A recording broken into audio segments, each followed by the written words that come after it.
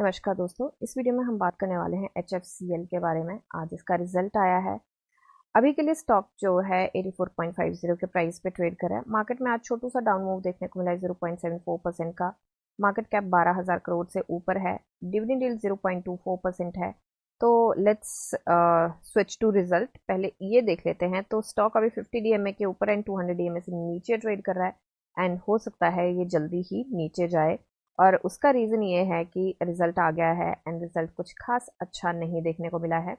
BSE पे चलते हैं। तो रिजल्ट हमारा आया था लगभग एक बार देखते हैं कब आया था हमारा रिजल्ट। तो हमारा रिजल्ट आया था 17.51 पे, मतलब 6 बजे के आसपास हमारा रिजल्ट आया है। तो रिजल्ट पे चलते हैं सीधा। ओके, तो यहाँ पे स्टैंड अलोन एंड कंसोलिडेटेड दोनों साथ में दिए हैं। तो अभी के लिए देखते हैं हम कंसोलिडेटेड पे मेन फोकस करेंगे। तो कंसोलिडेटेड की बात करें तो यहाँ पे इनकम की बात करें, थोड़े छोटे हैं नंबर्स तो थोड़ा ध्यान से देखिएगा। इनकम की बात करें तो इस बार हमारे एक बार नंबर्स देख लेते हैं कौन से इसमें हैं। तो नंबर्स जो हैं हमारे ऑलरेडी करोड्स में दिए गए हैं, ठीक है। तो चलते हैं नीचे हम। तो अभी के लिए अगर देखें तो हमारा यहाँ पे 814 करोड़ का लगभग हमें आज इस बार टोटल इनकम देखने को मिला है। पिछले क्वार्टर में जो हमारा था 1031 करोड़, राउंड फिगर में 1032 करोड़ के आसपास का। प्रीवियस ईयर के सेम क्वार्टर में 1339.67 करोड़ का था। तो यहाँ पे quarter on quarter and year on year हमें थोड़ा सा डाउन देखने को मिला है। फाइनेंशियली टू फाइनेंशियली की बात करें तब यहाँ पे भी हमें नंबर्स में थोड़ा डाउन देखने को मिला है। टोटल एक्सपेंसेस की बात करें, इनकम से ज़्यादा इस बार एक्सपेंसेस आए हैं हमारे। 918.19 करोड़ के हमारे एक्सपेंसेस हैं। इनकम हमारी 814.36 करोड़ की है। यहाँ पे हमारे एक्सपेंसेस जो हैं इस बार थोड़े से कम होके आए हैं, बट पिछली बार के इससे देखें तो हमारे इनकम से कम एक्सपेंसेस थे, और यहाँ भी अगर देखें इनकम से कम एक्सपेंसेस थे। और यहाँ पे भी अगर देखें हम तो हमारे expenses overall financial to financial कम ही नजर आए हैं। अभी के लिए profit before exceptional items and everything की बात हम यहाँ पे थोड़ा सा वो करते हैं, बट यहाँ पे हम चलेंगे profit before exceptional items and tax. Tax और एक्सेप्शनल आइटम्स के बाद देखें तो हमारा आता है लॉस में है ये। यहाँ पे अगर आप देखें तो यहाँ पे हमें साफ दिखाया है कि लॉस ब्रैकेट में है, तो जो भी ब्रैकेट में फिगर रहेगी वो लॉस रहेगा। तो इस बार 105 करोड़ के आसपास हमें लॉस देखने को मिला है। पिछली बार वही 100 करोड़ के आसपास प्रॉफिट था। प्रीवियस ईयर के सेम क्वार्टर में 150 करोड़ के आसपास का प्रॉफिट था। और फाइनेंशियल टू फाइनेंशियल देखें अगर तो हम 454 करोड़ से ये 216 करोड़ रह गया है। तो यहाँ पे हमें थोड़ा सा डाउन जंप देखने को मिला है, थोड़ा सा क्या काफ़ी ज़्यादा डाउन जंप देखने को मिला है। प्रॉफिट बिफोर टैक्स की अगर हम बात करें तो हमारा यहाँ पे क्वाइट सेम ही है, क्योंकि एक्सेप्शनल आइटम्स यहाँ पे कुछ नहीं आई हैं। तो इसको करते हैं रिमूव एंड थोड़ा सा नीचे चलते हैं हम।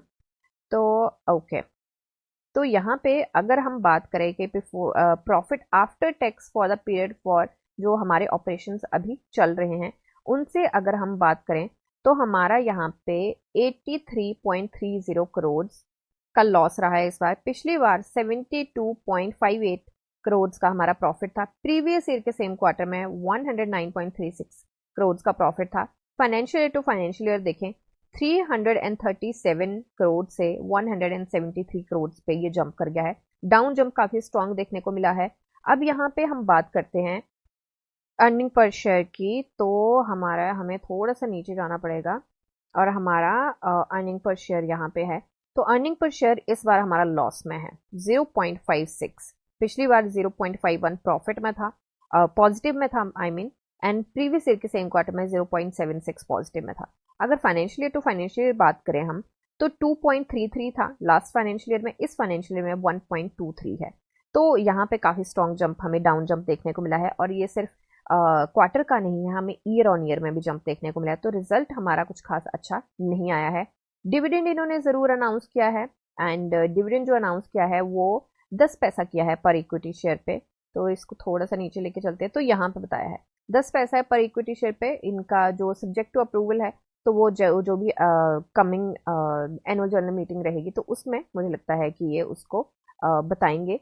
तो अभी के लिए अगर हम चार्ट पे चलें तो चार्ट पे देखिए पहले ही हमें ये स्टॉक जो है थोड़ा सा डाउन और थोड़ा सा सपोर्ट थोड़ा सा रेजिस्टेंस के बीच में जूझता हुआ नजर आया है। अभी के लिए अगर हम देखें तो मुझे लगता है कि कॉन्ट्रा ट्रेड हो जाए तो ये अलग बात है, बट अगर कॉन्ट्रा ट्रेड नहीं होता है तो ये स्टॉक मुझे पिवट क्या उससे भी नीचे जाता हुआ दिखाई दे रहा है। ये सपोर्ट इसका काफी स्ट्रांग रहने वाला है, ये वाला। मैं अभी नंबर्स बताती हूँ, पहले मैं एक बार लगा लेती हूँ। देन ये वाला सपोर्ट है, उसके बाद हमें पिवट से नीचे ये वाला सपोर्ट दिखेगा, और उसके बाद हमें ये वाला सपोर्ट दिखेगा। तो नंबर्स की अगर हम बात करें तो अभी के लिए बीच में एक और सपोर्ट रहेगा हमारा, ये वाला सपोर्ट। तो अभी के लिए इमीडिएट जो हमें सपोर्ट मिलता है वो मिलता है हमें 82.97 का, मतलब 83 के आसपास का। फिर हमें मिलता है 81.84 के आसपास का। देन हमें मिलता है 80.78 के आसपास का। फिर हमें सपोर्ट मिलता है इसके पिवट का, जो कि है 79.53। उसके बाद बहुत छोटे छोटे बहुत सारे सपोर्ट्स हैं, पर मैं मेजर सपोर्ट्स की बात कर रही हूँ। उसके बाद पिवट को ब्रेक कर देता है तो 77.94 का मिलता है, और उसको भी ब्रेक करता है 75.47 का हमें मिलता है। और 75.47 का जो है वो स्ट्रांग लग रहा है थोड़ा मुझे। एंड उसके बाद रिवर्सल मिलने के काफी चांस है, हालांकि ये भी स्ट्रांग है 78 वाला भी, बट 75.47 वाला ज्यादा स्ट्रांग है, एंड उससे रिवर्सल के चांसेस मिलते हैं। तो हो सकता है कि अपनी सपोर्ट वन के पास ये ना जाए, उससे पहले ही रिवर्स ले ले। तो उम्मीद यहाँ पे नीचे गिरने की हम कितना कर रहे हैं कि अगर ये होता है, वैसे तो पिवट तक काफी स्ट्रांग है, पर यहाँ पे 5.5% बनता है, मुझे लगता है इससे ज्यादा ये स्टॉक गिर सकता है। तो एक बार देखिए कितने की उम्मीद करें हम, यहाँ पे 10.25-10.5% के मूव की उम्मीद करें डाउन। तो अभी फ्रेश एंट्री की बात करें तो बिग नो, मुझे लगता है ये थोड़ा सा नीचे जाए और थोड़ा सा स्टेबल हो, थोड़ा सा करेक्शन हो, उसके बाद यहाँ पे एंट्री बनती है। हालांकि ये पिवट वाला जो सपोर्ट है ये इसका रेंज का सपोर्ट भी बनता है, और वैसे भी काफी स्ट्रांग है। तो यहाँ पे रुक गया 79.53 या 80 के आसपास, तब तो बहुत अच्छी बात है। बट अगर नहीं रुका और मार्केट भी साथ नहीं देगी तो मुझे लगता है नीचे जा सकता है, क्योंकि मार्केट का अगर देखें तो यहाँ पे क्रॉल करती हुई या थोड़ा सा नीचे जाती हुई दिखाई दे रही है, जो इसका पैटर्न बना है इसका चैनल का। तो अगर ये नीचे जाती है तो मुझे लगता है कि स्टॉक भी नीचे चला जाएगा। एंड अगर मार्केट ने साथ दे दिया, मार्केट की कल अच्छी रैली हमें मिल गई बाई चांस, तो हो सकता है यहाँ पे कॉन्ट्रा ट्रेड भी देखने को मिले, क्योंकि अभी के लिए रिजल्ट्स इतने मायने नहीं रख रहे हैं, ऑर्डर इतने मायने नहीं रख रहे हैं। अगर मार्केट साथ नहीं दे रही है तो स्टॉक नहीं भाग रहे हैं। तो उस चीज को जरूर ध्यान में रख के चले कि अगर कॉन्ट्रा ट्रेड मिल गया तो हो सकता है कि हमें ऊपर का भी यहाँ पे जंप देखने को मिले। तो अभी के लिए अब कुछ लोग बोलेंगे कि यहाँ पे दोनों साइड का बोले, नीचे भी जा सकता है ऊपर भी जा सकता है, क्योंकि यही एनालिसिस होती है। मैं यहाँ पे कोई टिप नहीं दे रही, और ना किसी को ये पता है कि कहाँ जाएगा, दुनिया में किसी को नहीं पता। तो एनालिसिस है कि अगर कॉन्ट्रा हो गया तो ऊपर जा सकता है, नहीं तो समीकरण इसके नीचे क्या। अब कॉन्ट्रा ट्रेड क्या होता है ये भी मैं आपको बता देती हूँ, कि जब जैसे रिजल्ट आया गंदा आया, नीचे टूटेगा स्टॉक। इसकी आरएसआई जो है वो भी अभी नीचे है, कुछ इतने स्ट्रॉन्ग सपोर्ट पे नहीं है, ये भी जाने की उम्मीद कर रहे हैं। और ऊपर से ये रेंज के बीच में फंसा हुआ है, तो ये भी एक टेक्निकली ये नीचे जाने की ये करा है। जहां पे सारे संकेत, सारे इंडिकेशन नीचे जाने के और वहां पे ये ऊपर चला जाए तो उसको कॉन्ट्रा ट्रेड कहते हैं। या जहां पे सारे संकेत, सारे इंडिकेशन ऊपर जाने के और नीचे चला जाए उसको कॉन्ट्रा ट्रेड कहते हैं। तो यहाँ पे वही मैं बात करी कि हो सकता है कॉन्ट्रा ट्रेड हो जाए, तो उस चीज को जरूर ध्यान में रख के चलें। रेस्ट ये सिर्फ और सिर्फ मेरी एनालिसिस है, कोई बाई सेल होल्ड की रिकमेंडेशन नहीं है। मिलते हैं नेक्स्ट वीडियो में, तब तक के लिए शुक्रिया एंड हैप्पी इन्वेस्टिंग।